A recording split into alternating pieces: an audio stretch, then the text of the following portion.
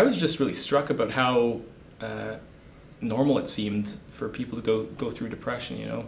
I know like a majority of my friends have gone to see physiotherapists for injuries, and it almost framed it in that way as this is just another injury that you can sustain. And I thought that was really neat that, you know, college-aged men were experiencing this sort of thing and that it was an issue, and it just really normalized it for me reading the article.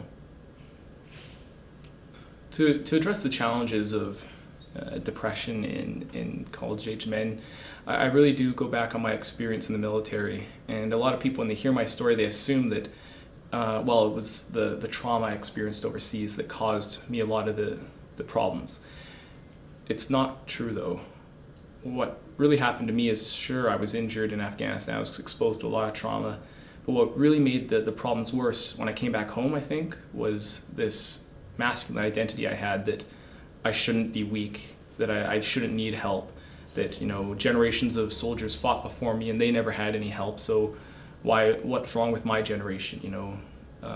Why would we need help all of a sudden? That was almost the worst part. And again, I've used an analogy when I've talked about this in the past of jumping out of an airplane. If you jump out of an airplane, your parachute doesn't open right and you break your legs, that's definitely an injury.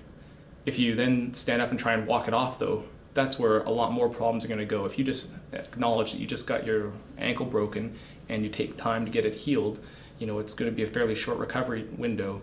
Whereas for me, and I think a lot of college-aged men, you don't go help, you don't take time for yourself, you just try and walk it off and pretend it's not an injury.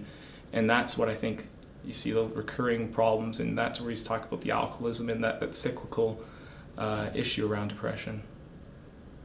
Yeah, you know, it'd be great if physicians got sort of basic counseling training, I think, to sort of help normalize their experience and understand that, you know, somebody who's presenting a problem with a, you know, physical injury, they're going to be quite forthcoming, whereas with the mental health issue, they're probably going to try and say, maybe, well, I've struggled a little bit, but it's okay now.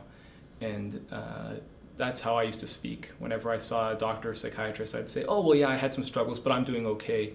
And it was just this natural urge I had to present with confidence, because I always wanted to be seen as somebody who's got it together. And I think that really doesn't mesh well when you're dealing with, again, that strict medical model. So the advice I'd have to doctors dealing with men who may have depression is just try and normalize it as best possible.